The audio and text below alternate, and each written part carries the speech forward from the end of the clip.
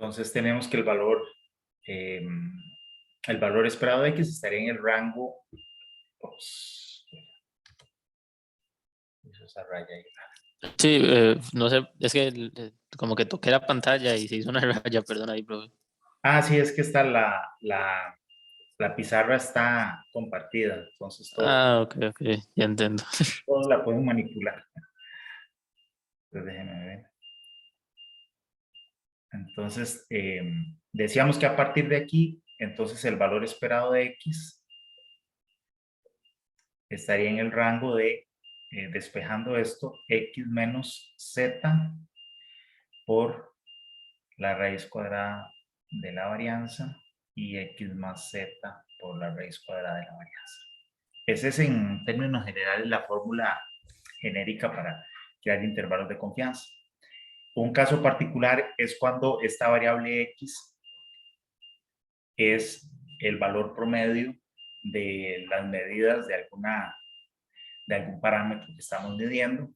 Entonces sabemos que el valor esperado de X barra va a ser mu y la varianza de X barra es sigma cuadrado entre n, donde mu y sigma cuadrado son el valor esperado y la varianza de la variable original de X.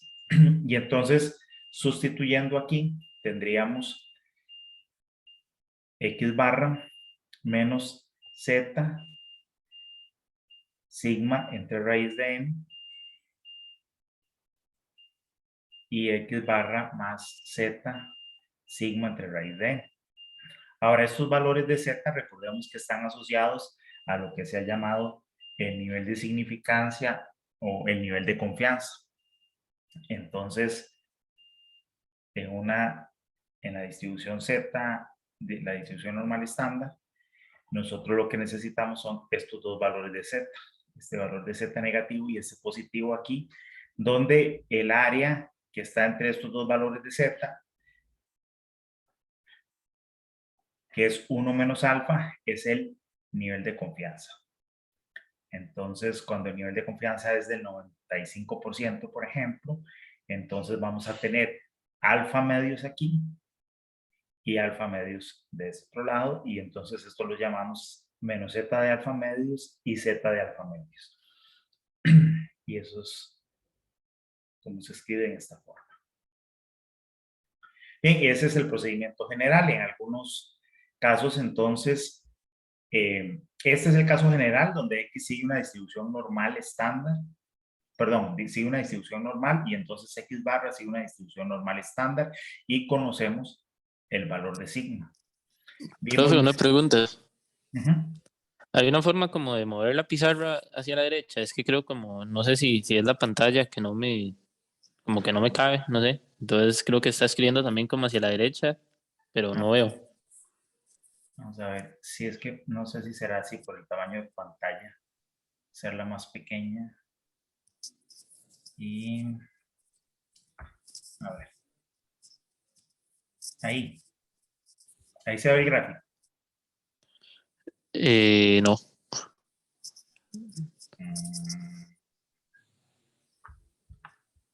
Ahí sí que no sé cómo hacerlo entonces. Porque yo tengo aquí. Si le quito como zoom, sí lo veo. Pero, o sea, sí veo ahí el gráfico a la derecha. Si le quito zoom. Si lo hago así, vamos a ver, lo hago más chiquitito. Ahí. Sí, un pedacillo del gráfico.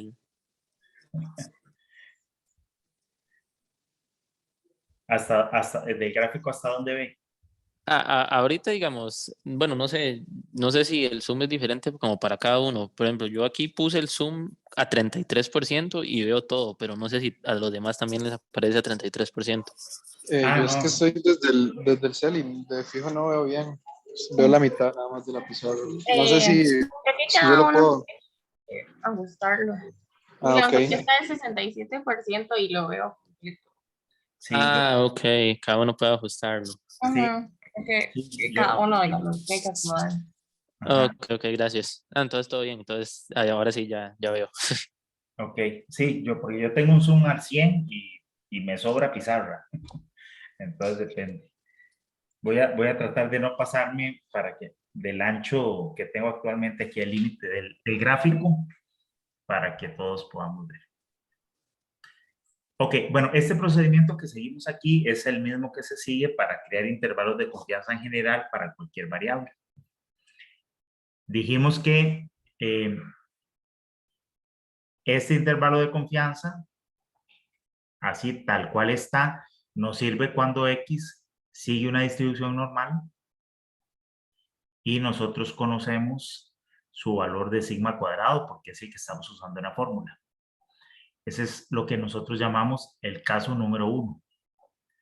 El caso número 2 es cuando X sigue esa distribución normal, pero el sigma cuadrado es desconocido. Entonces, en ese caso, siempre y cuando nuestra muestra tenga un n grande, podemos utilizar S como aproximación de sigma. Y simplemente sustituir aquí en la fórmula S. Entonces tendríamos X menos Z de alfa medios, S entre raíz de n, y X barra menos Z de alfa medios, S entre raíz de n. Luego tenemos el caso número 3.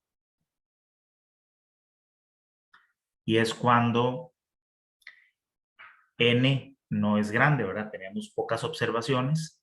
Entonces, la vez pasada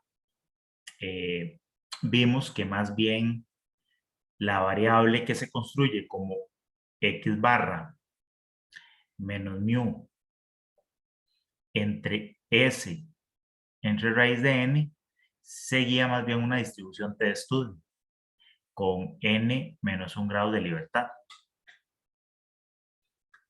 Entonces, en ese caso, el intervalo se crea de esta misma forma, solo que en lugar de utilizar las variables de una distribución normal estándar, usamos una t de estudio. Entonces, el intervalo sería x barra menos t de alfa medios con n menos 1 grado de libertad, es entre raíz de n.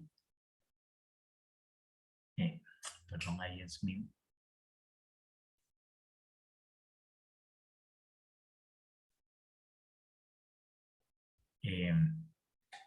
Y del otro lado, x barra más t de alfa medios con n menos 1 grado de libertad es entre raíz de n. Okay. Entonces, así es como creamos los intervalos de confianza en general. Ahora, vamos a ver aquí donde le creo. Y puedo hacer una nueva para que esa no se pierda. Luego también vimos cómo crear intervalos de confianza para el sigma cuadrado. Entonces, también la vez anterior en la clase demostramos que n-1 por s cuadrado entre sigma cuadrado seguía una distribución chi cuadrado con n menos 1 grado de libertad. Entonces, podemos crear intervalos de confianza para sigma cuadrado, también despejando de esta ecuación, haciendo entonces n-1 s cuadrado entre la chi cuadrado de alfa con n menos 1 grado de libertad y n-1 s cuadrado chi cuadrado 1 menos alfa n menos 1 grado de libertad. Entonces, este fue el otro tema que vimos, creación de intervalos de confianza para la varianza. Bien, el día de hoy, para completar este tema de los intervalos, recuerden que teníamos 3 tipos de intervalos. Los intervalos de confianza, que ya vimos cómo es que los creamos. Y por otro lado, teníamos el intervalo de predicción y lo que habíamos llamado intervalo de tolerancia. Entonces, la diferencia entre esos intervalos es la siguiente. Los que hemos estudiado hasta ahora, que es intervalo de confianza, básicamente lo que estamos haciendo es que, además de tener el estimador de un parámetro, vamos a crear un intervalo dentro del cual sabemos que se encuentra el valor real de ese intervalo, más allá de la estimación que estamos haciendo. Entonces, no solo estimamos mu a través de x barra, ¿verdad? Es decir, tenemos un estimador de mu, que es x barra, sino que además creamos ese intervalo de confianza donde decimos que el valor real de mu se encuentra entre estos dos valores, un valor inferior y un valor superior, y ya vimos cómo creamos esos límites. Eso es un intervalo de confianza, donde este intervalo precisamente lo que nos dice es el valor mínimo y máximo dentro de los cuales se encuentra el valor real de nuestro parámetro con un determinado nivel de confianza estadístico, con el 95%, con el 90%, etc. Eso es intervalo de confianza. Ahora, el segundo es el intervalo de predicción.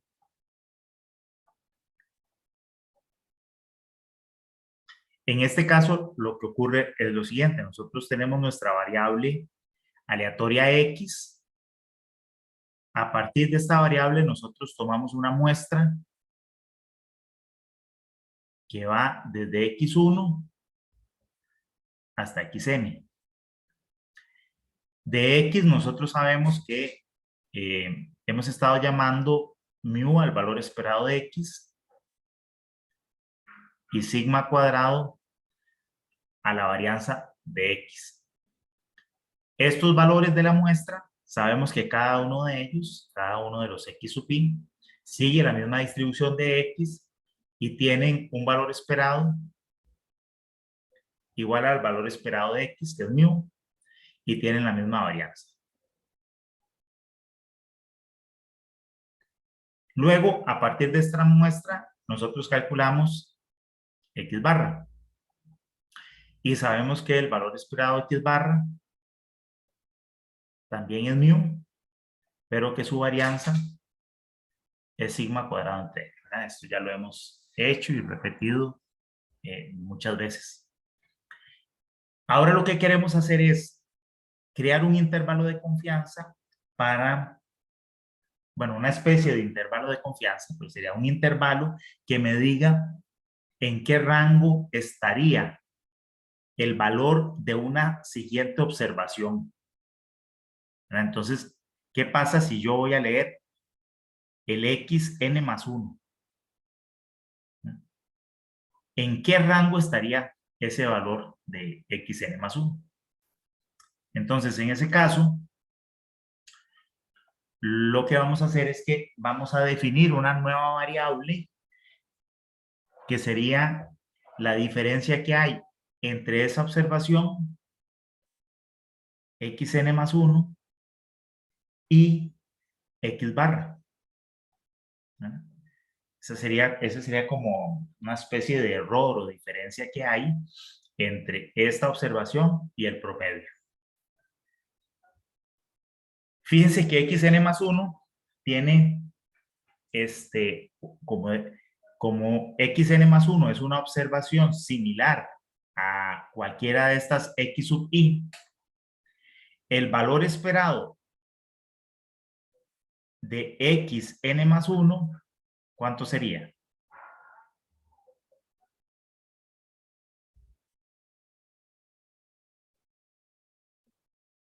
¿Cuál es el Yo valor? también. Es mu también, correcto.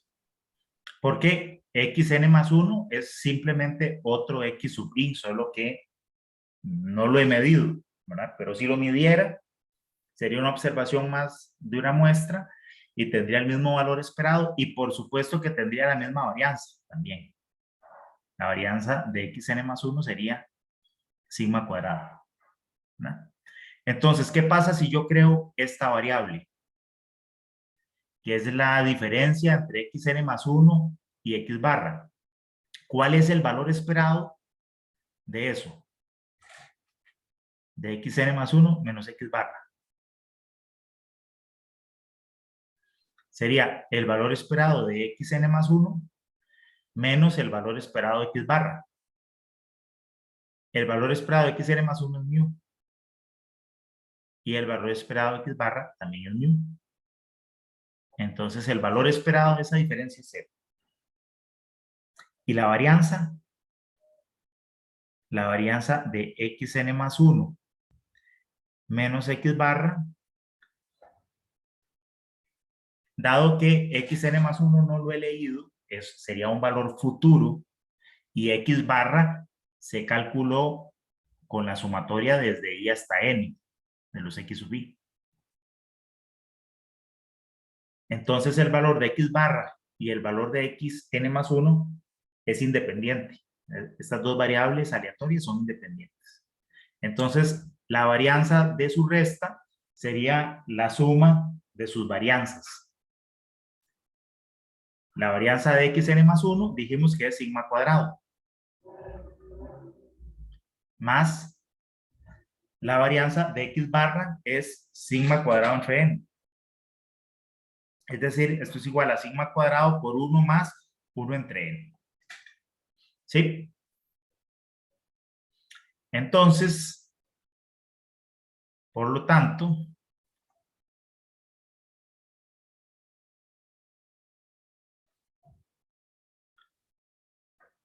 esta nueva variable que teníamos, entonces, es decir, el valor esperado de xn más 1 menos x barra es 0, y la varianza de xn más 1 menos x barra es sigma cuadrado por 1 más 1 entre n. ¿Sí? ¿De acuerdo? Entonces, ahora lo que voy a hacer es lo mismo de siempre. Voy a estandarizar esa nueva variable, esa resta. Entonces, z, en este caso, ¿qué sería igual? A la variable, que es xn más 1 menos x barra menos su valor esperado, pero su valor esperado es 0. Entonces aquí menos 0 no lo voy a escribir.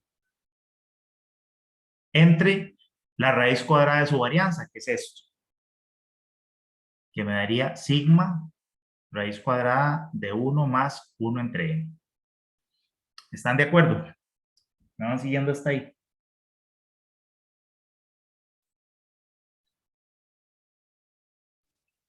Seguro. Entonces ya es muy fácil. Ahora voy a crear un intervalo de confianza para el valor de xn más 1. Entonces, si despejo de acá me queda que xn más 1 estaría en el intervalo de x barra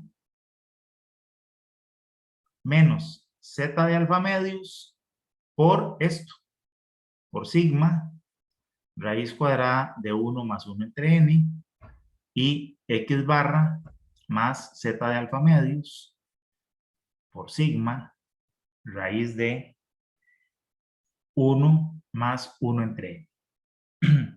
Ahora, generalmente yo no conozco sigma, entonces lo que hacemos es que podemos sustituir este sigma por ese, porque es el valor que realmente conocemos. Y además, como estamos usando S, lo preferible es que en lugar de usar Z de alfa medios, usemos T de alfa medios, con n menos 1 grado de libertad.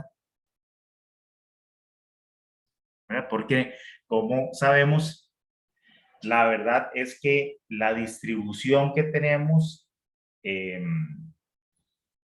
una muestra, el x menos su valor esperado, la varianza, en realidad asigna una variable t, excepto que yo tenga muchas observaciones, pero en general para crear estos intervalos de predicción que se conocen, utilizamos el t de alfa medios. Entonces, la fórmula ya definitiva para crear un intervalo de predicción es ese, ¿verdad? Ya resumiendo, sería X barra menos el T de alfa medios con n menos 1 grado de libertad multiplicado por S raíz de 1 más 1 entre n.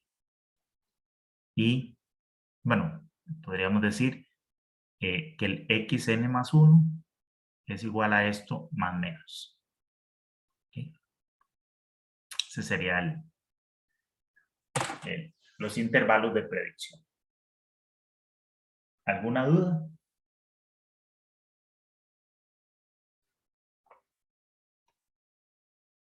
Si no, vámonos a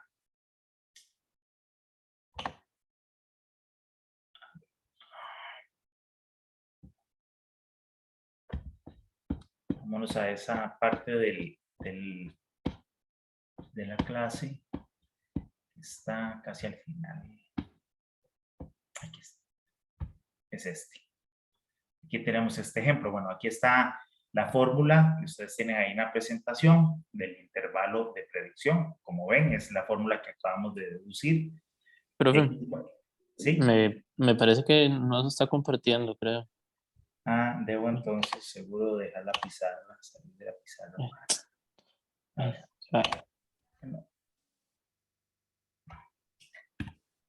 ver. Esto, ¿dónde era? Aquí. No.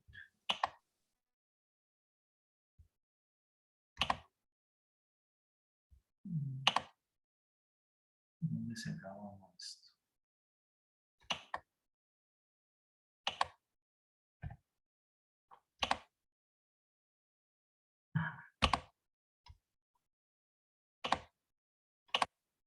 Ahora sí.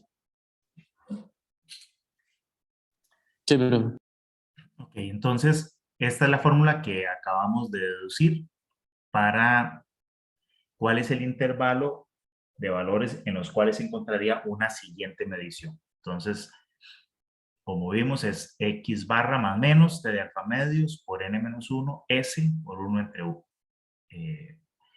Más 1 entre 1 más 1 entre. Aquí tenemos entonces un ejemplo. Este es el del caso de la adhesión de una aleación de metales, que en algún ejemplo anteriormente lo habíamos visto.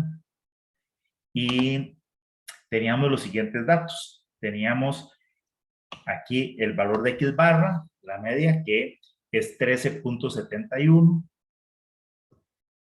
Luego también tenemos la varianza de la muestra del sigma cuadrado, o bueno, la desviación estándar directamente S, que está aquí, que es 3,55. Y la cantidad de datos era 22. Entonces, con eso vamos a crear el intervalo de confianza xn más 1. Entonces, tenemos que ese X barra, como vimos, es 13.71. Luego me tendría que ir a buscar el valor de T de alfa medios, y ya habíamos visto también un ejemplo anterior que para un nivel de confianza del 95%, entonces tendríamos un alfa medios del 2,5%, el T que corresponde a ese nivel de confianza, con 21 grados de libertad era 2,08, multiplicado por la desviación estándar de la muestra, que vimos que era 3,55, y la cantidad de observaciones 22. Bueno, hacemos esa operación y nos da por un lado 6,16 y en la suma 21,26. Eso quiere decir que la observación número 23, ¿verdad? Hicimos nuestra muestra de 22 datos. Si hiciera una observación número 23, el valor de esa observación, de esa medición, debería en principio, con un 95% de confianza, estar en el rango entre 6,16 y 21,26. ¿Sí? Eso serían intervalos de predicción. Así creamos un intervalo que me predice el rango de valores en el cual estaría una siguiente observación similar a la del resto de observaciones de mi muestra. Bien, y eso es. No hay nada más que explicar sobre este tema. ¿Alguna duda?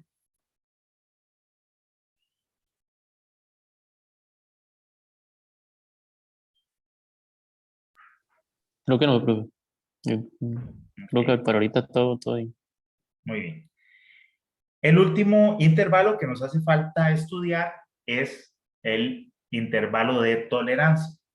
Les había mencionado que los intervalos de tolerancia se utilizan sobre todo cuando lo que yo tengo es tengo un sistema de producción y necesito crear un intervalo dentro del cual se encuentre la mayoría de las observaciones o las observaciones que yo considero como normales. Entonces yo creo una tolerancia, porque yo sé que cualquiera que sean las variables que yo mida en la producción de lo que estoy haciendo, eso va a tener variabilidad. Y lo que quiero es controlar mi producción y saber que si la medición que yo obtengo se sale de ese rango, de ese intervalo de tolerancia que estoy creando, entonces algo pasó, hubo algún error, algo está haciendo que la producción en ese momento se haya salido de control. Ese es el intervalo de tolerancia. Entonces, el intervalo de tolerancia se crea de la siguiente manera, es bastante sencillo. Es básicamente la creación de dos límites por encima y por debajo de X barra, donde X barra es el valor medio de mis últimas observaciones. Yo tengo mi proceso de producción, he medido X muchas veces, entonces ya yo tengo cuál es el valor promedio de X y lo que hago es crear un techo y un piso para esa variable. Esa variable podría ser, qué sé yo, la resistencia a la tensión de las varillas, porque yo fabrico varillas de acero. Entonces, bueno, ya yo sé que la resistencia media de producción es X barra, y bueno, ¿cuál es la tolerancia para mi proceso de fabricación?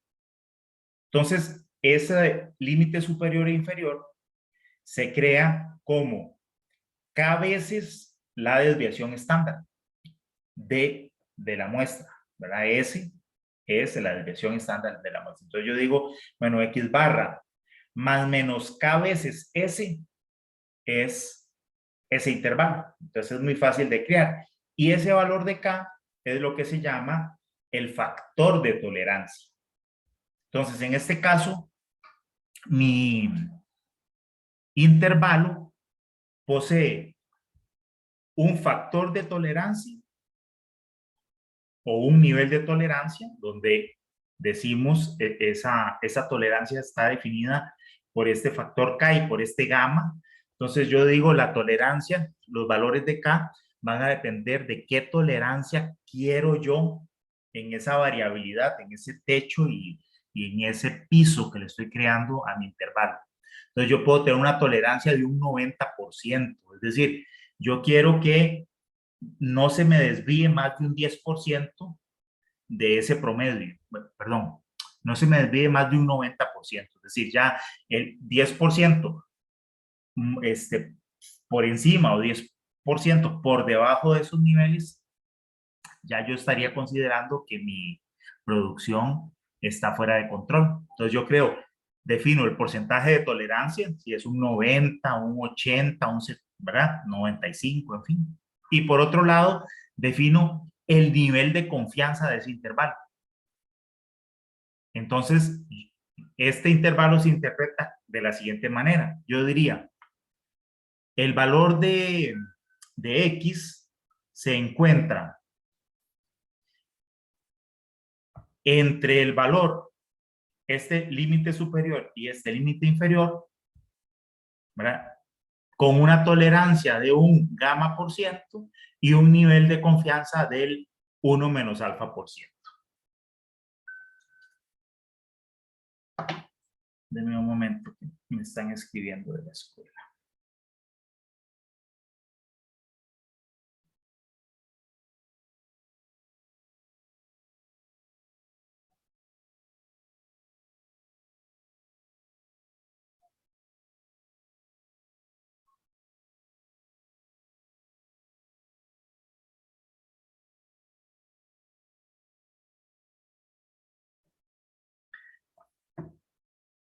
Entonces, ahora, estos valores de K, que son los factores de tolerancia, se obtienen de estas tablas. Bueno, voy a mostrarles la otra lámina porque esa se ve muy chiquitita. De estas tablas que ustedes también las tienen, vienen en el libro, y me parece también que se las había dado por separado en archivos por aparte. Profe, una pregunta. Sí. ¿Cuál fue la relación de K con gamma? Que los valores de K dependen de cuál es el gamma que uno elige. Ok, ok. Sí. Uh-huh. Entonces, por ejemplo,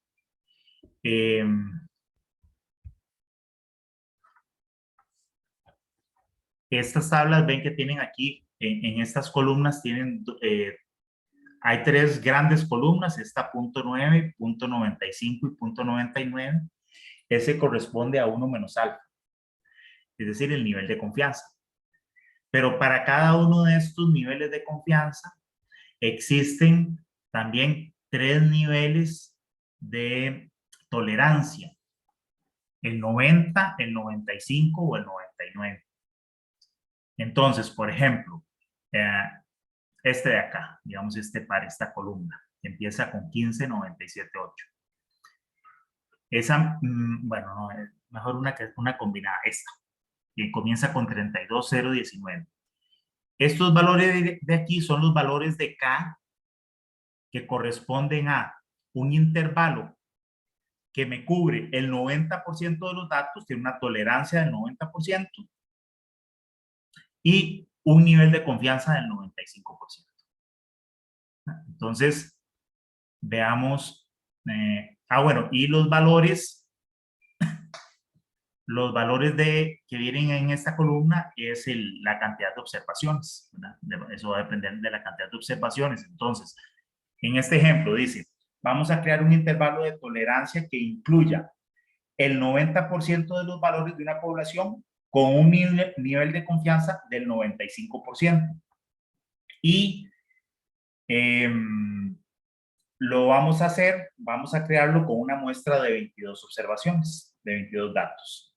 Entonces yo me vengo para acá, busco 22, el nivel de confianza era 95% y el de tolerancia de 0.9, entonces el valor de K es de 2.264. Profe, ¿puede repetir, Sí, no sé, lo que está hablando? Es que no comprendo muy bien. Por favor y gracias. sí.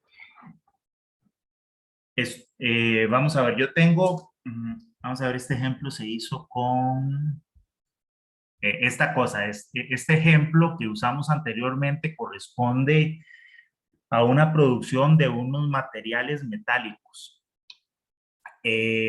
Y se mide el valor de X, lo que están midiendo es como la energía que yo necesito aplicarle para que esa aleación metálica tenga adhesión con otra pieza. ¿Okay? Entonces, se ha venido produciendo ese material y se sabe que esa energía promedio que le tengo que aplicar es de 13,71 megapascales. Entonces, supongamos que yo soy el fabricante de este material y yo quiero controlar la producción a través de esa energía que le tengo que aplicar a las piezas. Este valor promedio de la energía de 1371 yo lo construí a través de una muestra de 22 observaciones. Entonces yo voy a seguir produciendo este material y de vez en cuando tomo una pieza, tomo una muestra, le mido esa energía y yo quiero verificar si está dentro de mis parámetros de control de calidad, ¿verdad? Si no, ¿qué pasa? Entonces que yo tengo que definir un límite superior y un límite inferior para el valor de esa energía. Entonces yo lo que voy a hacer es que creo ese intervalo de tolerancia a partir de este promedio con la siguiente fórmula, con estas dos fórmulas. Creo un límite superior haciendo 13.71 más K veces S y un límite inferior, un piso, como K promedio menos K por S, donde S es la desviación estándar, que es este valor de 3,55. Y estos valores de K es lo que se llaman factores de tolerancia. Entonces creo un techo superior y un piso siempre que la energía que yo mida de las muestras de lo que estoy produciendo me caiga entre este límite, entre estos límites, voy a considerar que el material está en condiciones adecuadas, ¿verdad? En las condiciones de la calidad que yo requiero. Pero si se pasa por encima, quiere decir que el material, algo pasó en la producción que está haciendo que yo requiera aplicarle mucho más energía a ese material para lograr esa adhesión. O si más bien está por debajo del límite inferior, entonces también algo pasó en la producción, algo anormal que está haciendo que el material requiera mucho menos energía para lograr la adhesión. Entonces, son límites de producción. ¿Sí queda claro lo que quiero hacer? Sí, profe, bueno, eso sí lo tenía claro. Lo que no entendía muy bien era lo de la escogencia, digamos, de los valores de la tabla. Listo. Entonces, si eso está claro, para crear esos intervalos yo defino dos valores. Uno que tiene que ver con la tolerancia. La tolerancia se define con un porcentaje que me dice, en este caso me dice, voy a crear un intervalo de tolerancia que incluya el 90% de los valores. Eso quiere decir que ese límite superior y ese límite inferior, adentro de esos límites, yo voy a encontrar el 90% de los datos de producción, en este caso de la energía, deberían estar en ese rango, el 90%. Y yo, el 10% el 5% por encima y el 5% por debajo es lo que voy a considerar como anormal. Entonces yo defino primero la tolerancia a través de ese porcentaje de datos que yo quiero incluir dentro del rango, dentro del intervalo. Y después yo le defino el nivel de confianza que tiene ese intervalo que estoy creando. En este caso, el nivel de confianza es del 95%. Entonces yo defino los dos porcentajes, el que está asociado a la tolerancia y el que está asociado a la confianza, el nivel de confianza. Entonces aquí estamos creando el gamma, que decíamos, es este 90%. Y el nivel de confianza que está asociado al alfa, al 1 menos alfa, como todos los intervalos anteriores, sería este, el 95%.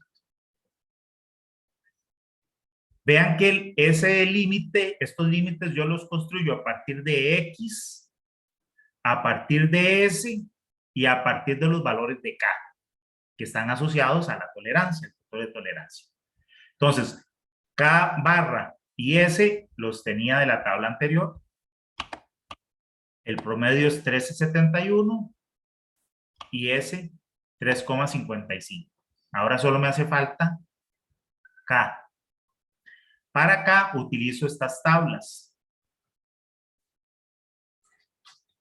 A estas tablas yo le entro con el nivel de confianza, que me están diciendo que es del 95%, y con la tolerancia gamma, que es del 90%. ¿Sí? 95 y 90, entonces me toca revisar en esta columna. Y el otro dato que necesito es la cantidad de observaciones con las cuales yo construí X barra y S. Para el ejemplo, son 22 observaciones, entonces es esta fila y la última. ¿Cuánto es el valor de K?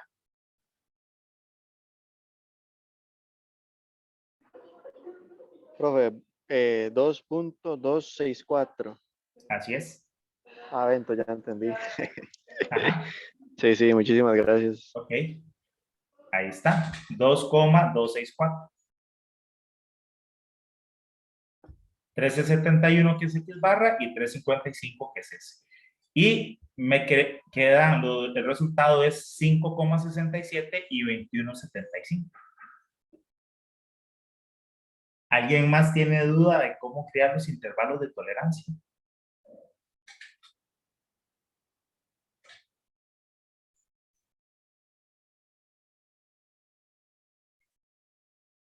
No.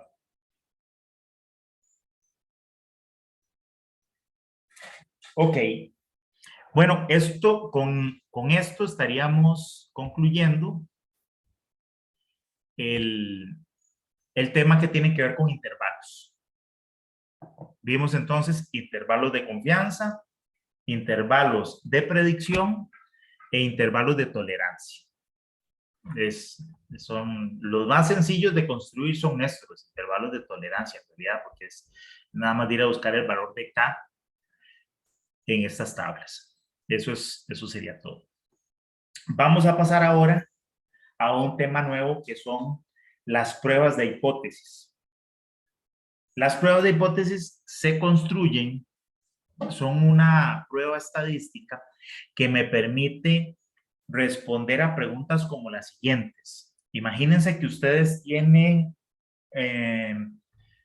vamos a ver, una máquina de perforación para sacar muestras de suelos eh, para diseños geotécnicos, ¿no?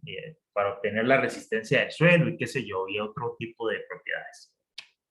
Y el vendedor, pues, ustedes están comprando esa máquina y el vendedor les dice que esa máquina tiene una velocidad de perforación en roca voy a inventar porque no sé, de 2 metros, eso sería demasiado, no sé, de 2 centímetros por segundo. Estoy inventando, no sé ni siquiera qué velocidades tendrán esas máquinas, pero eso les dice el vendedor, ¿no? Por poner un valor. No sé si tiene sentido esa magnitud o no, pero supongamos eso, tiene una velocidad de perforación en roca de, ¿cuánto dije? De 2 centímetros por segundo. ¿Okay? Y entonces, ustedes quieren verificar si eso es cierto. Entonces, lo que hacen es, bueno, ponen la máquina o ustedes ya le compraron la máquina, la están usando, pero resulta que de estarla utilizando, ya ustedes han hecho varias perforaciones y se han dado cuenta que realmente la velocidad de perforación, ustedes tienen la sensación que es más lenta, que no hace esos 2 centímetros por segundo que les dijeron. Y ustedes ya tienen datos de varios ensayos que han hecho para varios proyectos. Entonces ustedes pueden crear una prueba de hipótesis para validar si es cierto lo que decía el vendedor o no. O, por ejemplo, ustedes están comprando bloques de concreto para una construcción importante, un edificio que ustedes están haciendo. Ustedes tienen una norma de la resistencia a la compresión mínima que debe tener esos bloques. Y ustedes tienen, ya le están comprando esos bloques a un fabricante. Pero, claro, el fabricante les garantiza a ustedes que cumple esa resistencia mínima a la compresión de los bloques. El fabricante les dice, sí, estos bloques cumplen con esa resistencia. Entonces, ustedes, como parte del proceso de control de calidad del edificio que están construyendo, lo que tienen que estar haciendo es tomar muestras de esos bloques, ensayarlos y poder verificar si es cierto que la resistencia de esos bloques, ya la resistencia real, cumple o no cumple con esa especificación.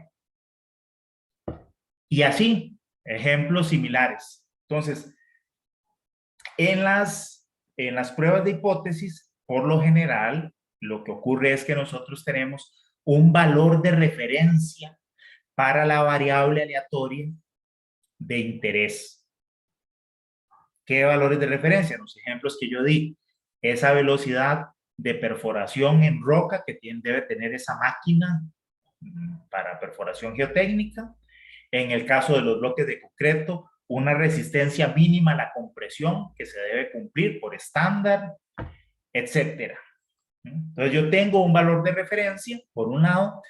Por otro lado, entonces yo tengo una muestra de observaciones con datos de esa variable y yo quiero comparar esos resultados, esas mediciones reales, contra el valor estándar de ese estándar para ver si es cierto que se cumple o no se cumple. Yo quiero ver si los valores reales están por encima, están por debajo, o yo puedo garantizar que sí, con esos valores, aunque tienen aleatoriedad, tienen algunos valores son más altos, otros son más bajos, pero en general los valores cumplen con ese valor de referencia.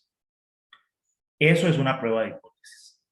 Y en la prueba de hipótesis también uno define un nivel de confianza. De hecho, las pruebas de hipótesis, uno podría, en lugar de hacer la prueba de hipótesis, crear intervalos de confianza, como hemos estado haciendo, y verificar si ese valor de referencia cae o no cae dentro de ese intervalo de confianza. Eso me va a dar exactamente el mismo resultado que la prueba de hipótesis. Si ese valor de referencia cae dentro del intervalo de confianza, bien, o si me cae fuera, o sea, si cae dentro, obtengo una conclusión, si me cae fuera, obtengo otra conclusión. Pero en lugar de crear los intervalos de confianza, lo que vamos a hacer es el procedimiento de prueba de hipótesis, aunque como les digo, sería equivalente a hacer la comparación del valor de referencia con el intervalo de confianza. ¿Queda claro la idea de lo que queremos hacer?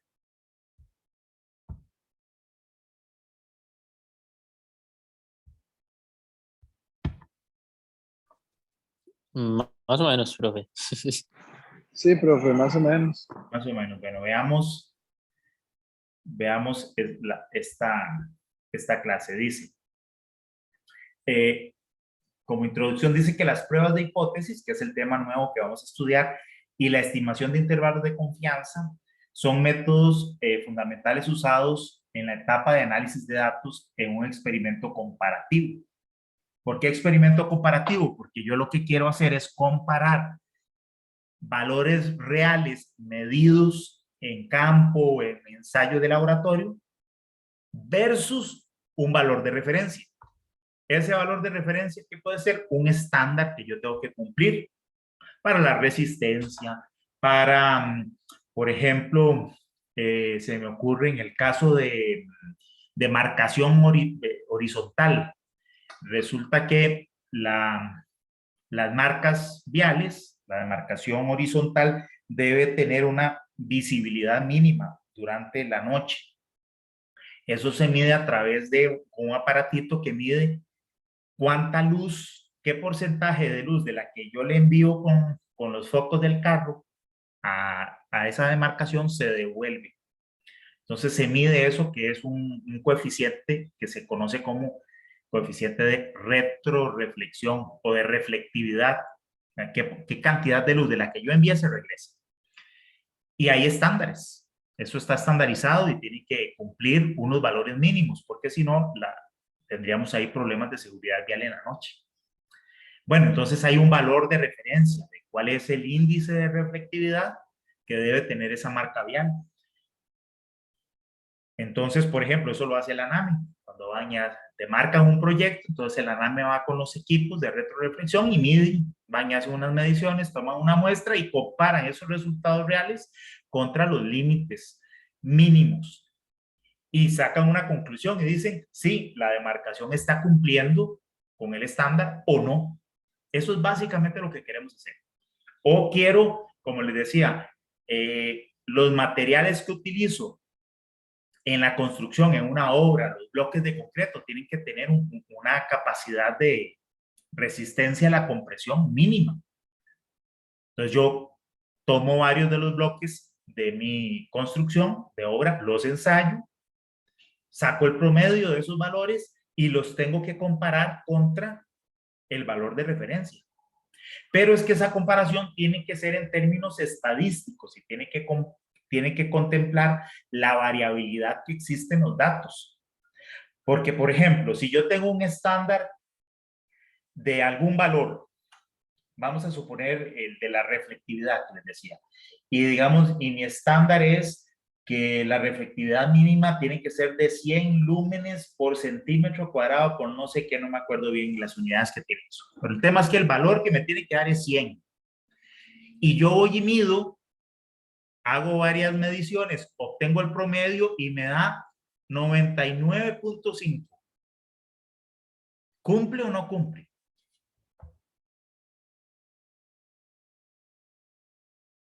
¿Ustedes qué dicen? Tienen que darme 100 y me da 99,5. O 98, digamos, me da 98. ¿Cumple o no cumple?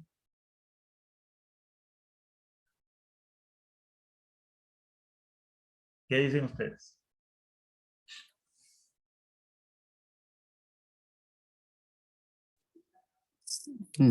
Sí, por la tolerancia, ¿no? Pero ¿de cuánto es esa tolerancia? No la podemos poner nosotros. ¿Verdad?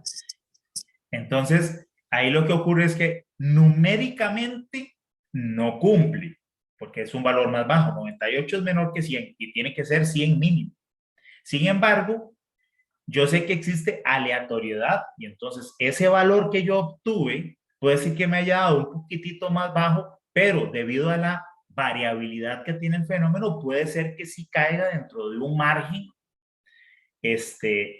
como usted decía, bueno, le llamaba de tolerancia, pero que caiga dentro de esa variabilidad que yo la tengo que considerar y puede ser que sí cumpla el valor mínimo. Entonces, ¿cómo concluir? ¿Cómo poder hacer esa comparación, ese experimento comparativo entre un valor de referencia y datos reales? Y poder concluir de si hay cumplimiento o no de esos niveles de referencia o esos niveles estándar. De eso se trata la prueba de hipótesis. Ok, entonces dice que una prueba de hipótesis estadística es una declaración sobre los parámetros de una o más poblaciones. Eso es porque toda prueba de hipótesis parte de declarar lo que se llama una hipótesis nula.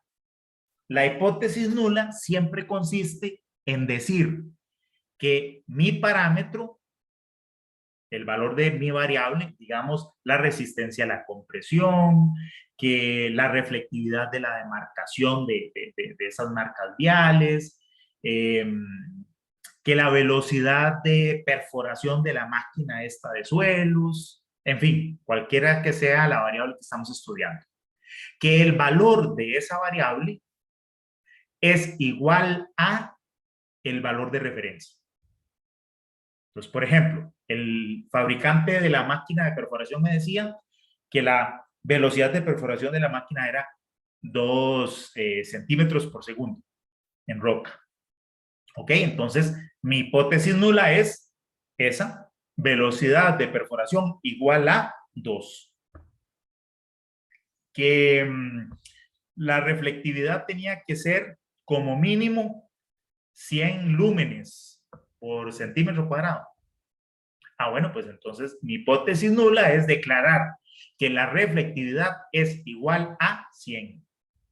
Siempre vamos a tener esa declaración del valor y la declaración siempre va a ser mi variable igual a el valor de referencia. Siempre igual a el valor de referencia. Esa es la hipótesis nula. Y luego vamos a crear una hipótesis alterna. nosotros lo que vamos a querer en general hacer es rechazar la hipótesis nula. Eso es lo que yo con la prueba de hipótesis quiero hacer. Yo quiero rechazar la hipótesis nula. Es decir, yo quiero decir, no, no es cierto, la velocidad de perforación no es 2. O no, no es cierto, la reflectividad no es de 100. ¿Sí? Eso es lo que uno en general busca con la hipótesis nula. Perdón, con la prueba de hipótesis. Busco rechazar esa hipótesis nula. Que el parámetro es igual a ese valor de referencia. Y lo que quiero demostrar, pero necesito tener robustez estadística para demostrarlo, es, yo puedo tratar de demostrar 3 cosas. O que es diferente al valor de referencia. Esa es una posibilidad. La otra posibilidad es que el valor en realidad es mayor que el valor de referencia. Esa es la segunda posibilidad. Y la tercera es que más bien el valor real es menor que. Entonces tengo mayor que el valor de referencia, menor que el valor de referencia o distinto a el valor de referencia. Esas son las 3 pruebas de hipótesis con las 3 hipótesis alternas, así es como se llama. Las 3 hipótesis alternas que a mí me interesa demostrar. ¿Ok? Hasta ahí vamos más o menos claros.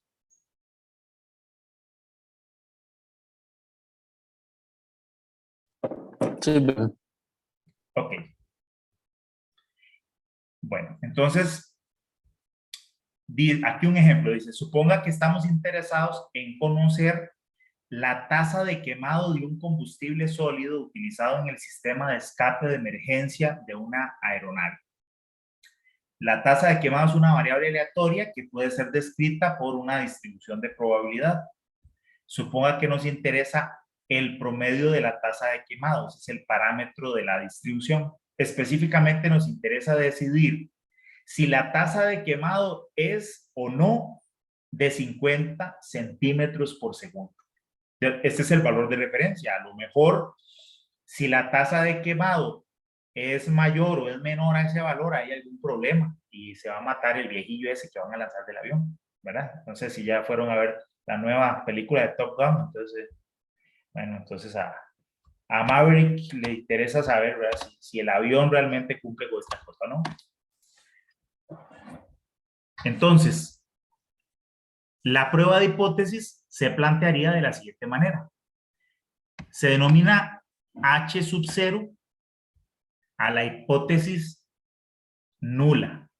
Es decir, esa hipótesis inicial en donde yo postulo que en este caso mi variable, que es la tasa de quemado, es igual a el valor de referencia. Recuerden siempre, la hipótesis nula va a ser mu igual a el valor de referencia. Aquí me dicen 50 centímetros por segundo. Y en este caso, la hipótesis alterna, que se conoce como H1, es que no, que esto no es cierto. ¿Verdad? La hipótesis nula no es cierto y mu es diferente a 50 centímetros por segundo. Esta es una prueba de hipótesis que se conoce como de 2 lados o de 2 colas. La de 2 lados es cuando mi hipótesis alterna, lo que yo quiero demostrar es que mu es diferente a el valor de referencia. Luego puedo tener hipótesis de un lado, que les decía, hay otras 2 opciones, y es que yo diga, no, a mí me interesa demostrar que esa tasa de quemado es menor a 50 centímetros por segundo. O más bien me interesa demostrar que la tasa de quemado es mayor a 50 centímetros por segundo. Entonces, esas son las 3 pruebas de hipótesis que en general uno plantea. Fíjese que en todas ellas, la hipótesis nula es mu igual a el valor de referencia. Así es siempre. Yo tengo bloques de concreto que deben tener una una resistencia a la compresión mínima de tantos pascales. Bueno, entonces mi hipótesis nula va a ser la resistencia a la compresión igual a ese valor de referencia, a tantos pascales, igual a. Y la hipótesis alternativa que yo quiero probar es o que es diferente, o que es igual, o que es mayor, o que es menor a ese valor de referencia. ¿Okay? Siempre es así. De nuevo, ¿hasta aquí alguna duda?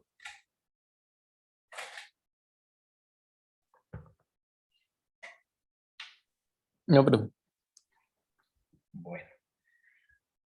Entonces, para realizar, o sea, así es como se plantea la prueba de hipótesis. Ahora, ¿cómo se ejecuta esa prueba de hipótesis? ¿Cómo demuestro yo cómo hago yo para ver si logro demostrar? Recuerden que lo que a mí me interesa demostrar es la hipótesis alterna.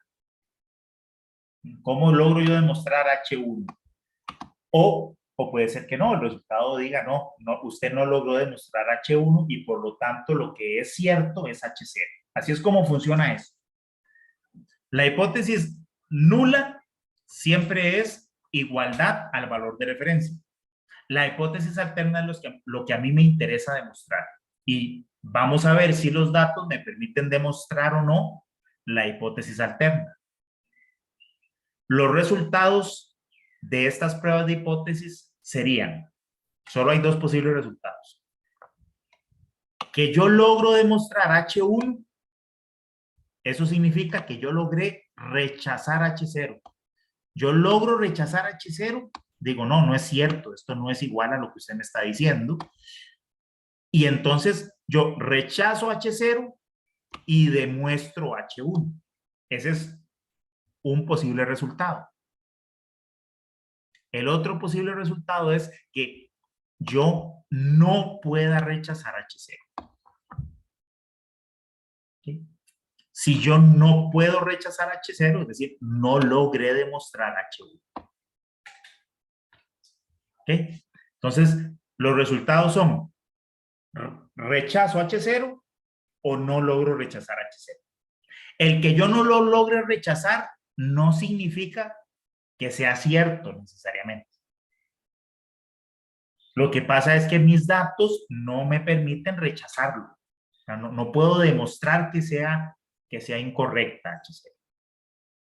O por el contrario, sí, mis datos, mi evidencia real permite demostrar que H0 no es cierta. Esta afirmación no es cierta. ¿Ok? ¿De acuerdo? Entonces, mis resultados son logro rechazar o no logro rechazar H0. O lo que es equivalente, logro demostrar H1 o no logro demostrar H1.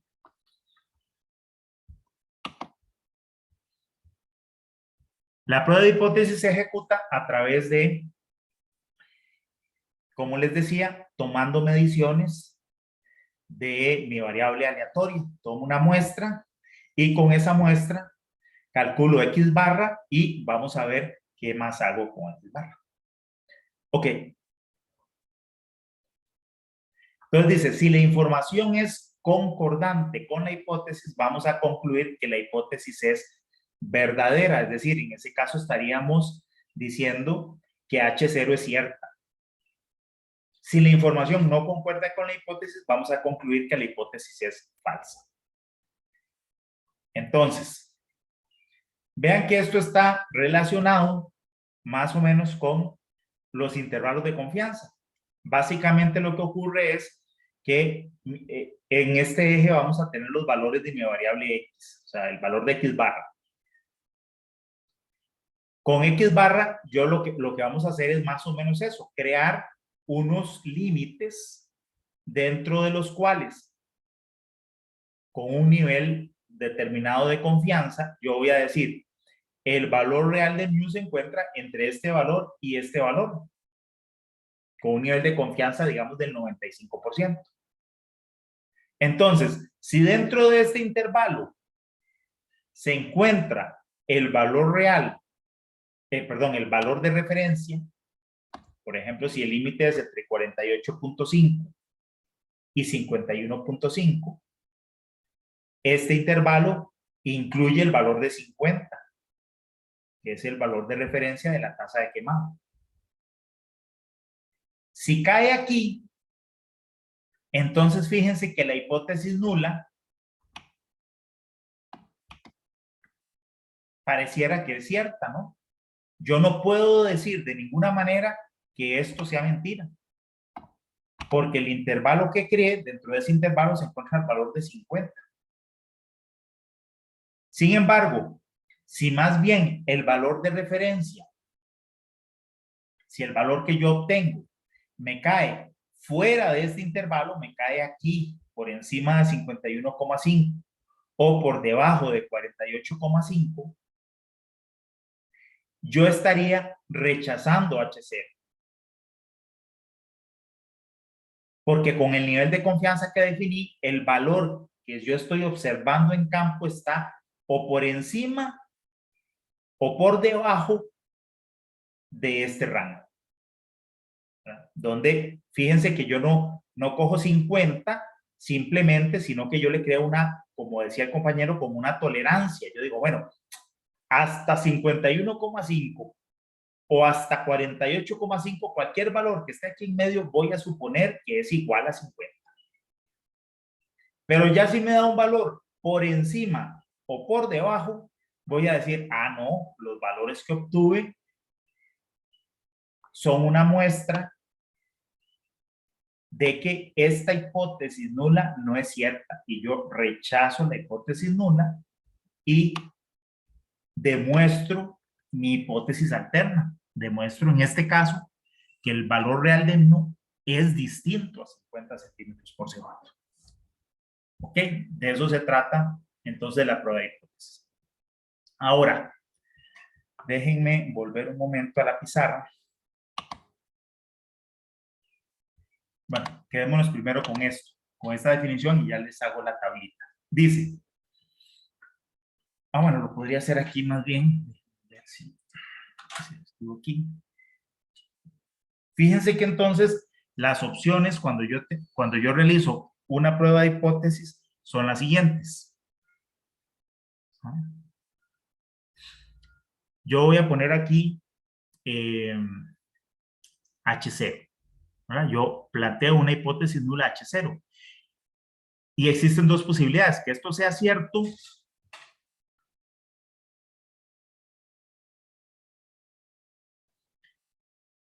o que no sea falso. Eso no lo sé. Yo no sé si H0 es cierto o falso. Pero yo hago una prueba de hipótesis y como resultado de la prueba de hipótesis, yo puedo aceptar o no rechazar o rechazar esa hipótesis nula. Esas son las opciones que hay. Que sea cierto, que sea falso y que el resultado de mi prueba sea rechazarla o no rechazarla. Si H0 es cierta y yo no logro rechazarla o lo que es lo mismo aceptarla, pues todo bien, ¿verdad? El resultado fue consistente con lo verdad, con lo que realmente ocurre. Si H0 es falsa, y yo la rechazo, pues también. Perfecto, ¿verdad? Logré rechazar algo que era falso. O sea, el resultado es consistente con lo que ocurría. Pero yo puedo cometer un error con la prueba de hipótesis. Uno de los errores que puedo hacer es que H0 sea cierta y que yo la rechace. Eso es lo que se conoce como el error tipo 1. Ese es error tipo 1 o lo que se conoce como alfa. Otro error que puedo cometer es que H0 sea falsa, pero yo no la logre rechazar. Y me quedo entonces como si fuera cierta. Ese sería el error tipo 2. Es este. Y ese error tipo 2 se denomina, lo vamos a denominar beta. Alfa y beta son porcentajes, es un porcentaje o una probabilidad de cometer uno de esos errores. ¿Se entiende esto que estoy explicando aquí?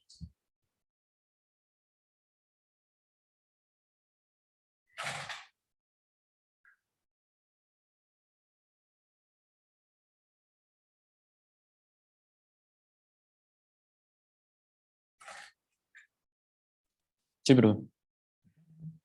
Ok. Entonces, bueno, esos son, entonces, las dos posibilidades sobre el parámetro, sobre la hipótesis nula, y esos son los dos posibles resultados, y vemos que yo puedo cometer dos tipos de errores. Uno que llamo error tipo 1. El error tipo 1 es cuando la hipótesis nula es cierta, pero yo la rechazo. Y el error tipo 2 es cuando la hipótesis nula es falsa, pero yo no logro rechazarla.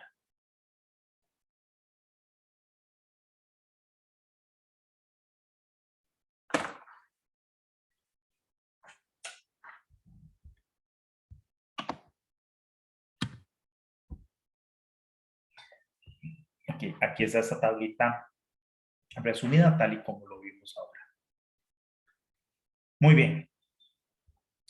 Entonces, se define como el error tipo 1, alfa, como la probabilidad de cometer ese error, es decir, la probabilidad de que yo rechace H0 cuando H0 es verdadero. Esa probabilidad de error tipo 1 se le conoce como nivel de significancia y es el alfa que hemos estado utilizando para la creación de intervalos de confianza. Ese alfa es el error de rechazar una hipótesis nula que era cierta. ¿Okay? O también se le conoce como tamaño de la prueba, ese valor de alfa. Entonces, en el ejemplo anterior, en este ejemplo, bueno, imagínense ustedes aquí encima y supongan que esos intervalos que vienen aquí, yo los construí a través de una distribución normal estándar, que es como lo vamos a hacer. Entonces, fíjense que cuando hemos estado creando intervalos de confianza, hemos dicho que el área que está aquí adentro es lo que llamamos el nivel de confianza 1 menos alfa. Mientras esto que está aquí es alfa medius y esto que está aquí es alfa medius, que ahora le llamamos a eso nivel de significancia. Fíjense que si yo creo este intervalo, luego yo voy y mido una muestra y me da un valor de X barra, supongan que X barra me da 51,6. Vean que 51,6 está ubicado por aquí.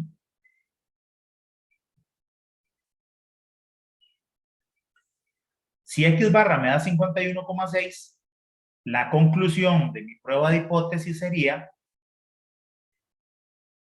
que esto no es cierto. Yo rechazo H0. ¿Por qué rechazo H0? Porque mi valor real, la evidencia que tengo con mi muestra, me dice que el promedio de esos valores de la tasa de quemado están por encima, no de 50, que era el valor de referencia, sino del límite superior de 50. Esta tolerancia que yo le creé aquí me quedó por encima y por lo tanto lo que yo concluyo es que no es cierto que la tasa de quemado sea 50. Me está dando un valor mayor. Claro, si me hubiera dado 51,4, el valor también es mayor que 50, pero me estaría cayendo en esta zona, que es la zona de no rechazo. La zona dentro de la tolerancia que le estoy dando al parámetro de referencia. Cuando me da 51,6, rechazo H0. Si me da 51,4, no rechazo H0. Son dos posibles resultados según los datos que yo logre medir y me den en la muestra. Ahora, fíjense qué pasa si mi resultado era 51,6. Estoy rechazando H0. ¿Cuál es la probabilidad de que yo rechace H0 siendo que H0 es verdadera? Si H0 fuera verdadera es porque sus valores están dentro de este rango, dentro de 48,5 y 51,5. Cualquier valor que esté aquí, yo lo consideraría igual a 50. La probabilidad de que yo tenga valores por encima de 50 o por debajo de 50 son estas. Es esta área de aquí y esta área de acá. Es decir, alfa medios más alfa medios, es decir, alfa. Esa es la probabilidad de que yo tenga valores tales que rechacen H0. Entonces, esa es la probabilidad de cometer un error tipo 1. Porque ¿qué era el error? El error tipo 1. Que yo rechace H0 siendo que H0 era cierta. ¿De acuerdo? Entonces, esas áreas, que son el nivel de significancia, corresponde a la probabilidad de cometer ese error tipo 1. ¿Qué? ¿Dudas?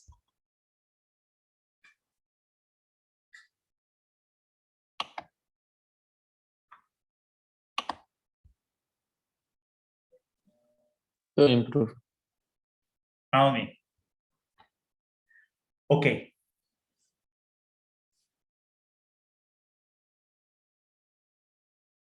¿Cómo se construyen esos intervalos? ¿Cómo se realiza la prueba de hipótesis? La prueba de hipótesis se hace más o menos siguiendo el mismo procedimiento de la creación de los intervalos de confianza. Entonces, vamos otra vez a volver a eso y lo explico. Recordemos que nosotros partimos de tener una variable X que sigue alguna distribución de probabilidad, la cual tiene un valor esperado que le vamos a llamar mu y tiene una varianza sigma cuadrada.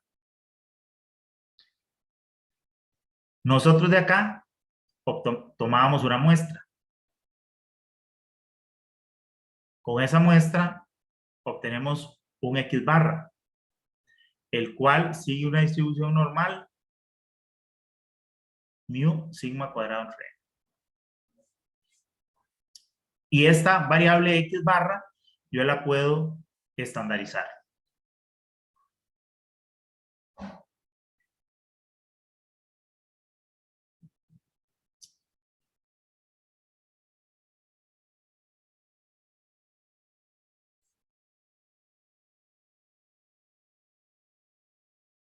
Bueno, entonces el procedimiento es el siguiente. Vamos a considerar que esta es mi variable X, que este es el valor real de mu.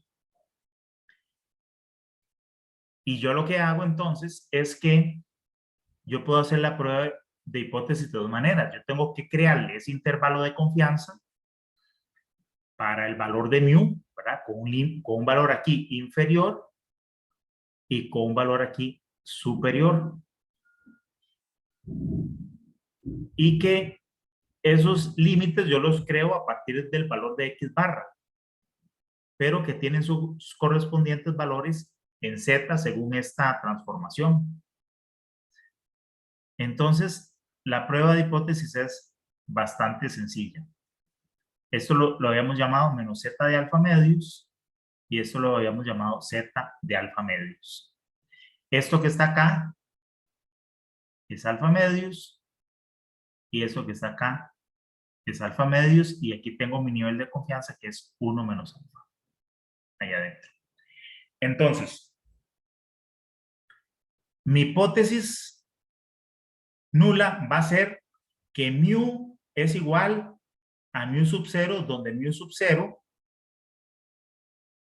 es el valor de referencia.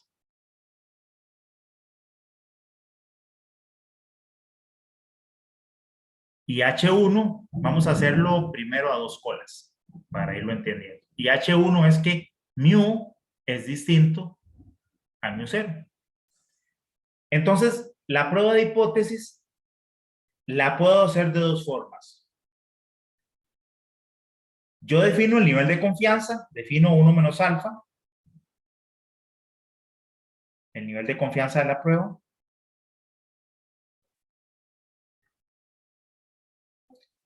Con ese 1 menos alfa, yo voy a poder obtener z de alfa medios y menos z de alfa medios. Entonces, yo puedo hacer 2 cosas. O convertir este valor de referencia, transformar este mu 0 a escala z, o sea, transformar esto a esta escala de z, digamos, podemos llamarle a eso z sub 0, y verificar si este z sub 0 cae aquí, que sería la zona de no rechazo H0, o si más bien es un z mayor que z de alfa medios o menor que menos z de alfa medios. Esa es la forma número 1. La forma número 2 es, a partir de estos valores z de alfa medios y menos z de alfa medios, más bien subir esos valores de z y transformarlos en estos intervalos de confianza, en este valor inferior y este valor superior. Y comparar directamente el valor de mu 0. Ver si un mu 0 cae aquí, en estos valores, que serían la zona de no rechazo, o si más bien están por encima de este valor superior o por debajo de este valor inferior. Y en esos casos, en cualquiera de esos casos, yo rechazaría H0 y demostraría H1. Esa es la forma número 2. Y la forma número 3 sería transformar este valor, de nuevo, transformar este mu 0 a un valor de z sub 0. Vamos a suponer que me cae aquí. Z sub 0. Entonces, a ese valor de z sub 0, calcular cuál es la probabilidad, que es esta área naranja, de tener valores más altos que z sub 0 o el equivalente a su valor negativo.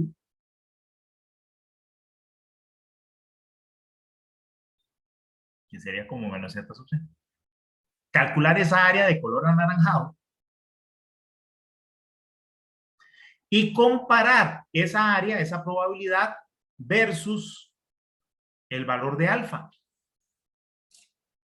Esa área de color anaranjado es lo que se conoce como el valor P. El valor P. Entonces, fíjense, si el valor P es menor que alfa,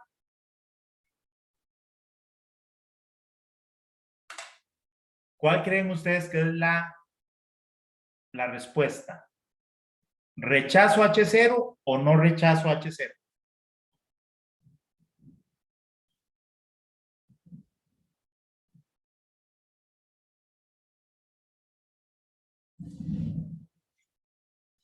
¿Y qué pasa si P es mayor que alfa, mayor o igual?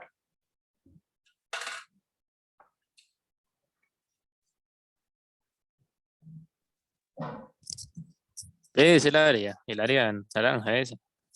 Sí, ¿qué pasa si el área naranja, la suma de esas dos colitas naranjas, es menor que alfa? Rechazo, ¿no? Rechazo HZ, exactamente. Porque si P es menor que alfa, significa que Z0 es mayor que Z de alfa medios o menor que menos Z de alfa medios.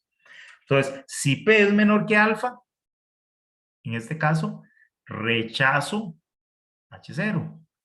Si es mayor o igual, no rechazo H0. Y esas son las tres formas de hacer la prueba de hipótesis. Repito, cojo el valor de referencia y lo transformo en un valor de Z y lo comparo con los valores de Z de alfa medios y el valor de Z menos Z alfa medios. O para ese valor de Z sub 0, le calculo el valor P y lo comparo contra alfa. O cojo los valores límites de Z de alfa medios y menos Z alfa medios y los convierto a la escala de X, a los valores de X inferior y superior.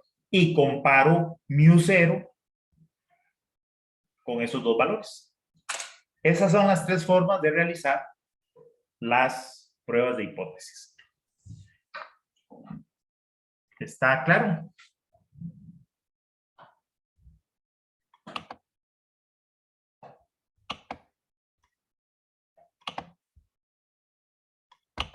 Entonces veamos.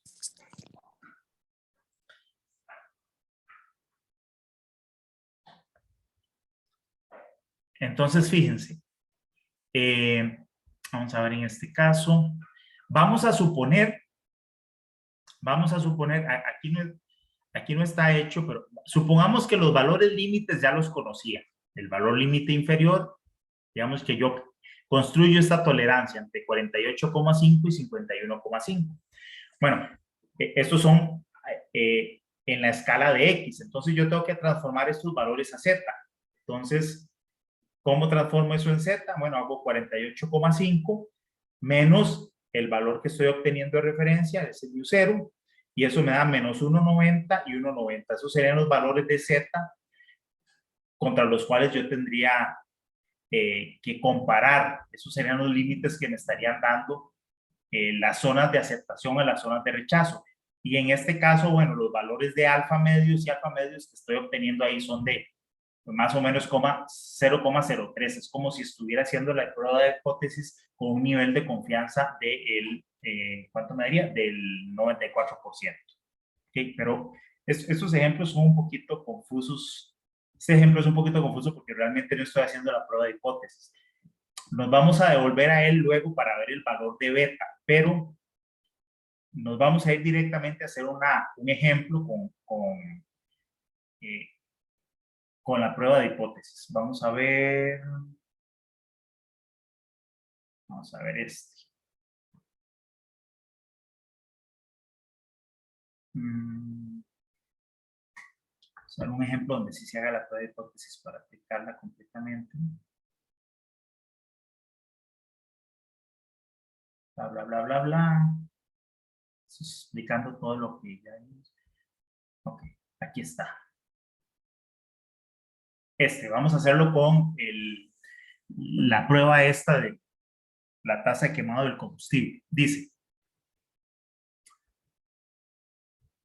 recordemos que aquí lo que queríamos era, tenemos un valor de referencia de 50 centímetros por segundo, que era la tasa de quemado que se supone que tiene ese sistema de propulsión del sistema de eyección de los pilotos en un avión. Entonces, ese es el valor de referencia de 50 centímetros por segundo. Planteamos la hipótesis, la prueba de hipótesis con una hipótesis nula diciendo que μ es igual a 50, que es el valor de referencia, y una hipótesis alterna que me dice μ distinto a 50. Obtengo una muestra de tamaño 16, en la cual sigma es de 2,5 y que el X barra de la tasa que obtuve es 51,3. Entonces, lo que queremos decidir es si este 51,3 es evidencia suficiente de que este valor de 50 se cumple o no se cumple. O sea, el 51,3 es suficientemente grande y distinto a 50 como para rechazar la hipótesis nula o no. Entonces, ¿qué tendríamos que hacer? Bueno, transformar este valor de X barra. Ah, perdón, ahí me equivoqué cuando, ahorita me estoy dando cuenta. Cuando hicimos, cuando les mostré la pizarra, déjenme, corrijamos eso para que no nos, para que quede todo bien explicado. Me confundí aquí y lo que, aquí puse H0, en realidad aquí lo que vamos a transformar es X barra, ¿no? Digamos, este valor es X barra, el que vamos a comparar, porque es el valor que tenemos de referencia. Entonces lo que hacemos es X barra, irlo a comparar con transformamos X barra a un Z sub 0, ¿verdad? Es este valor. El que transformamos con esta fórmula, lo transformamos a Z sub 0 y lo comparamos aquí con estas regiones y lo mismo que dijimos antes. Si X barra transformado a Z sub 0 cae adentro o fuera de este rango, si el valor P asociado a ese valor de Z sub 0 es menor o mayor que alfa, o si X barra cae adentro o afuera de estos límites inferior o superior, ¿verdad? Comparamos ese X barra aquí. Entonces, digamos, en la explicación y las tres formas de hacer la prueba de hipótesis es la misma, solo que me equivoqué ahora diciendo que era H0.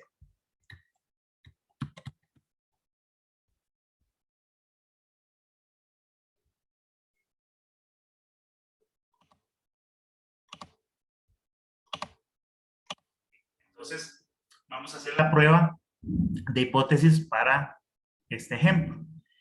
Entonces, vamos a ver, es que aquí este no lo... Vamos a hacerlo nosotros paso a paso. Entonces, la prueba la haríamos de la siguiente manera. Vamos a transformar X barra. ¿Cómo transformamos X barra al valor de Z? Haríamos ese valor de Z sub 0 que hemos nosotros denominado, se calcula como X barra menos mu, y el mu que utilizamos es mu sub 0. O sea, el valor de referencia. Entre sigma, entre raíz de n. Entonces, en nuestro caso en particular tendríamos X barra 51,3 menos mu sub 0 es el valor que nosotros vamos a suponer como real, el que estamos poniendo en la hipótesis nula, 50, menos sigma, que en este caso es 2,5, entre la raíz de n, que es 16. ¿Alguien me ayuda, por favor, calculando esto?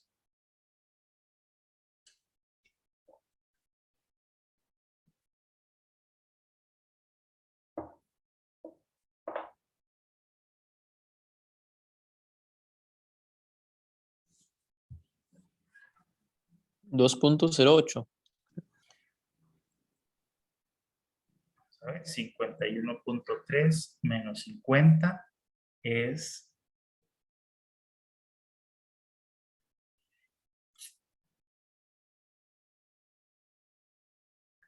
1,3. La raíz de 16 es 4. Entonces sería 2,5 entre 4, 0,625. Entonces 1,3 entre 0.625, 2,08. Ese fue el valor que te dio. Sí, profe. Perfecto. Muy bien, entonces,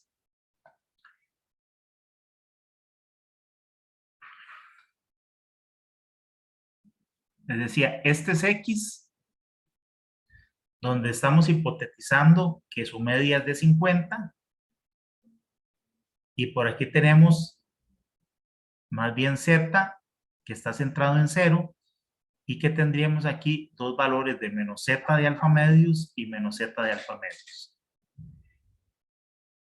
Vamos a suponer que la prueba de hipótesis la estoy haciendo a un 95% de confianza. Entonces aquí tengo 95. Aquí tendría entonces alfa medios de 2,5 y aquí 2,5. ¿Cuáles son los valores de menos Z y Z para un 95% de confianza? Ya se lo aprendieron.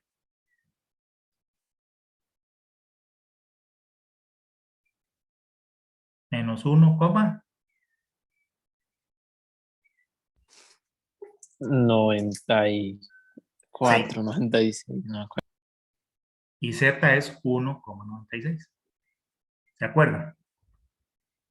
Entonces, si estoy obteniendo 2,08, 2,08 está cayendo fuera de este rango. Está cayendo por aquí. ¿Cuál es la conclusión?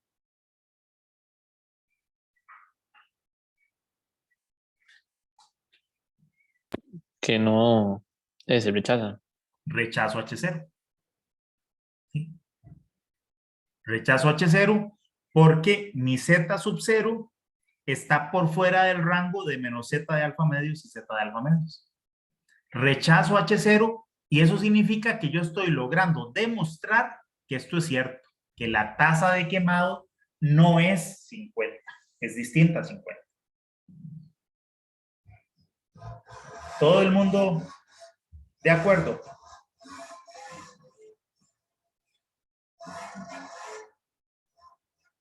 ¿Alguna duda?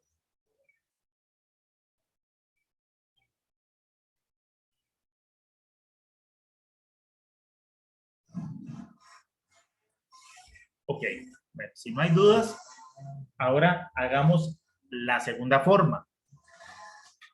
Díganme, por favor, de acuerdo con la distribución normal estándar, ¿cuál es la probabilidad de que Z sea mayor que 2,08? O lo que es lo mismo, la probabilidad de que Z sea menor que menos 2,08.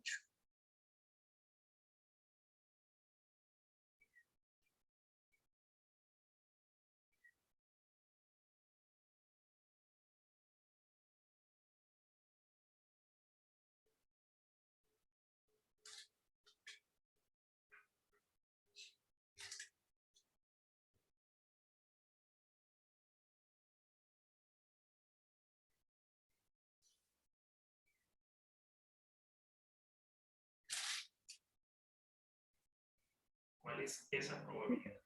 Menos 2,08, que sea menor a eso, 0,018763.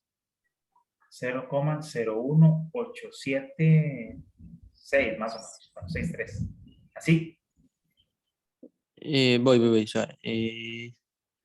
Así, 0,0187. ¿sí? 0, Sí.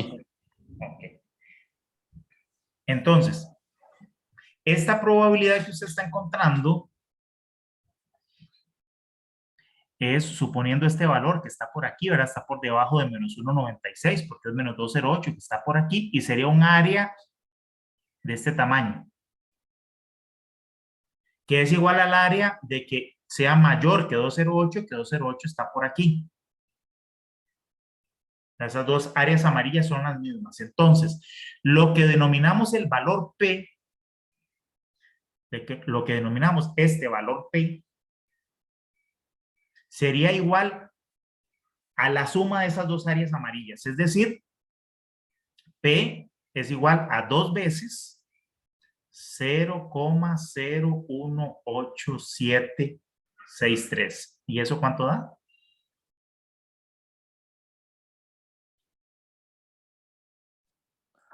0,037526. Ok. Fíjense que 0,0375 es menor que 5%, que es alfa, ¿verdad? Por lo tanto, concluimos lo mismo. Rechazamos H0. Esa es la segunda forma de realizar la prueba de hipótesis. Es decir, cojo X barra, lo transformo en Z0 y calculo cuál es la probabilidad de tener valores mayores o menores que ese más o menos Z0. Esa área la comparamos con alfa. Ahora, la tercera forma es coger estos valores de Z y transformarlos en valores de X. Y entonces comparar X barra con esos valores de ese valor inferior y ese valor superior. ¿Cómo haríamos eso? Entonces, 1,96. Entonces lo haríamos de la siguiente manera. Es despejando de aquí, ¿no? Es decir, yo tengo que obtener un valor yo tengo un valor de Z que es igual a un valor de X, bueno, puede ser X barra menos mu 0 entre sigma entre raíz de n. Y de aquí, ¿cómo obtengo el valor de X? X sería igual a mu 0 más o menos Z por sigma entre raíz de n. Entonces, en nuestro caso, sería, voy a ponerlo aquí arriba, 50 más menos 1,96 por sigma, que es 2,5 entre raíz de 16. ¿Eso qué valores me da?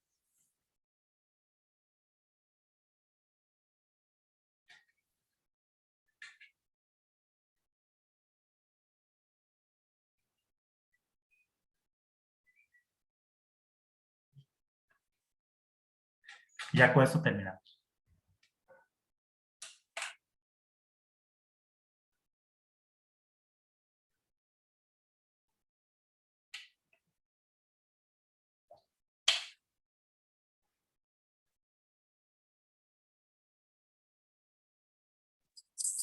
Eh, 51,225. Y el otro sería 22,5. 51,225 Y el otro 48,775. 48,775. ¿Ok? Entonces, si X barra está adentro de este intervalo, no puedo rechazar H0. Pero en este caso, X barra es mayor, ve que está por fuera. Está por encima de 51,22. O sea, X barra cayó por aquí. Conclusión, la misma. Rechazo H0. ¿Quedaron claras las tres maneras de hacer la prueba de hipótesis?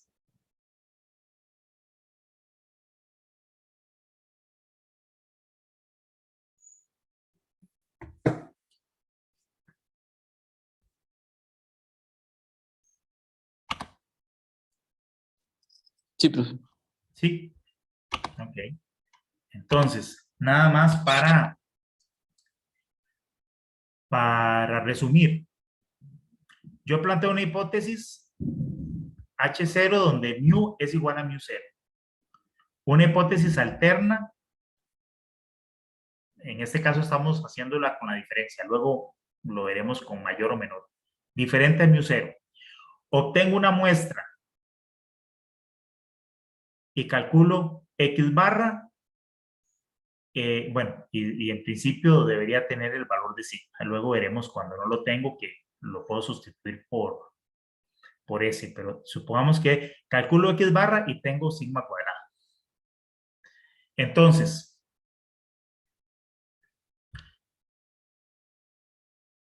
¿cómo realizo la prueba de hipótesis? Tomo X barra y calculo un Z un Z, ¿verdad? Un Z de prueba que sería X barra menos mu sub 0, que es este valor de referencia, entre sigma entre raíz de n. Y comparo este Z versus menos Z de alfa medios y Z de alfa medios. Si cae adentro o cae afuera. La segunda forma es que yo calculo cuál es la probabilidad de que Z sea mayor o menor que Z sub 0. ¿Verdad? Que sea mayor que Z sub 0 y o que sea menor que menos Z sub 0. Eso es lo que llamamos el valor P. ¿No? Es estas dos áreas que en el ejemplo anterior eran las áreas amarillas. ¿No? Estas dos áreas, esta es igual a esta, entonces sería 2 veces. ¿No? Es lo mismo, ¿verdad? Que 2 veces esta. Y esa la comparo contra alfa. Esa es la forma número 2. Y la forma número 3 es más bien coger Z de alfa medios y menos Z de alfa medios y convertirlos en X, en los límites de X. Entonces yo digo que el límite inferior y superior de X va a ser igual a más menos, va a ser a mu 0 más menos Z de alfa medios por sigma entre raíz de n. Y comparo estos límites versus, o digamos, o X barra, lo comparo aquí, si cae adentro o cae afuera. Esas son las 3 maneras de realizar una prueba de hipótesis como esta. Listo. Bueno, vamos a quedar entonces hasta aquí y nos veríamos, si Dios lo permite, hasta la próxima clase. Bueno, profe, muchas gracias. Hasta luego. Chao, Muy bien. profe. Nos vemos. Hasta luego. Gracias, profe. Hasta luego. Con mucho gusto. Buenas tardes.